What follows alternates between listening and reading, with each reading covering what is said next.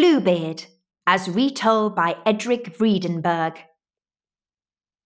In the long ago times, in a splendid house, surrounded by fine gardens and a park, there lived a man who had riches in abundance, and everything to make him popular, except one, and that was his beard. For his beard was neither black as a raven's wing, golden as the sunlight, nor just an ordinary everyday colour. But it was blue, bright blue. Of course, had blue beards come into fashion, this would have been considered beautiful beyond words, but, as far as we know, blue beards have never as yet been fashionable, nor are they likely to be so. However, in spite of his blue beard, this man had married several times, though what had become of his wives, nobody could say. Now, not far from Bluebeard's house there dwelt a widow with two very lovely daughters, and one of these Bluebeard wished to marry, but which he did not mind. They might settle that between themselves.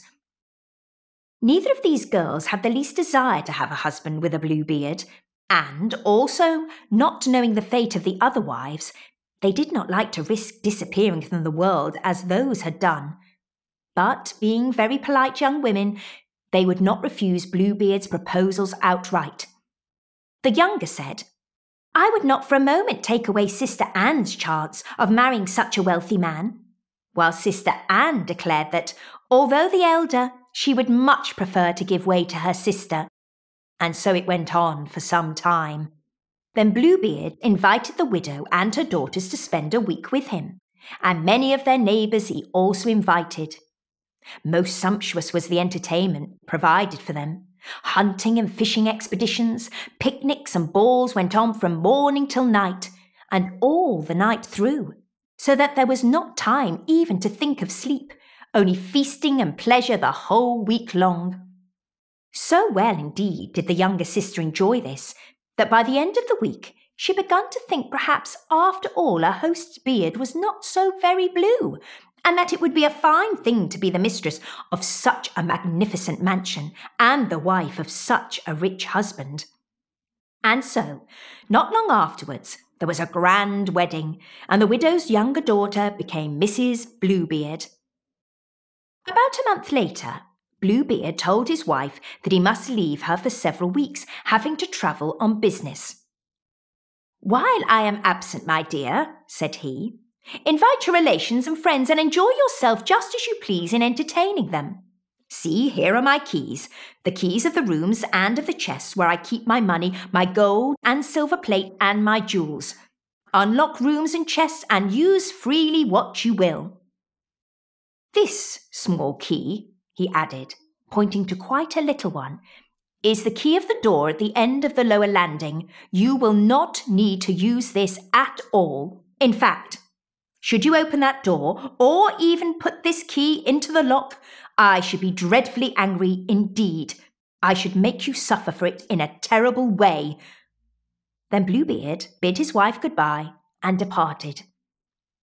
As soon as Mrs. Bluebeard's friends and relations knew that her husband was away, they came flocking to visit her, for they longed to see all her splendid possessions, but had feared to come before.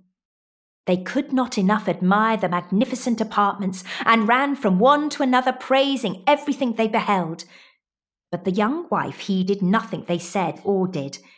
All she thought of was that little key which she must not use, wondering more and more why she ought not to open that one particular door. At last, she could bear it no longer, but slipping away from her visitors, she ran along the passages and stairs, nearly falling down them, so great was her haste, until she came to that door at the end of the corridor. Not pausing an instant, she thrust the key into the lock, and the door sprang open. At first she could distinguish nothing, for the room was dark and gloomy.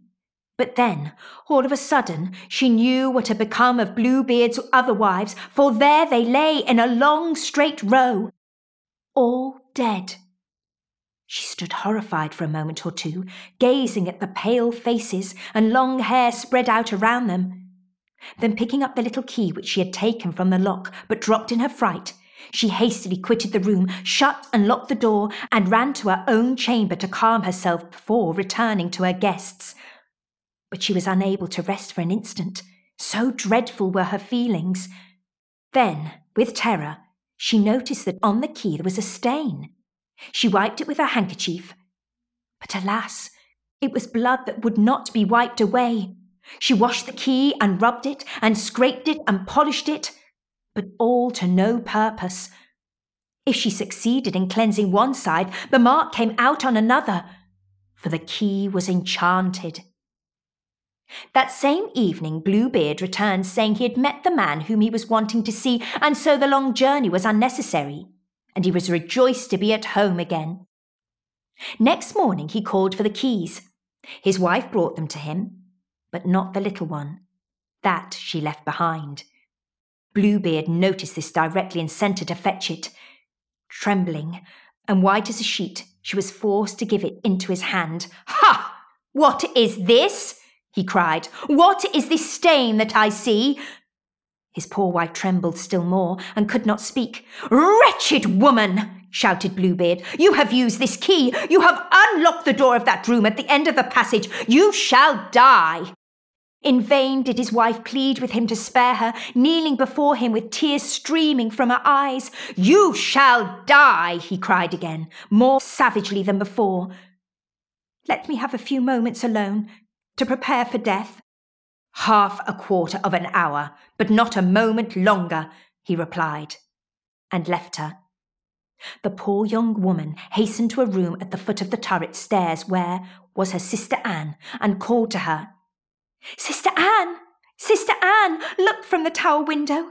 Can you see no one coming?" And Sister Anne, looking out, answered, "Alas, no! Nothing but the green grass and the sun which shines upon it."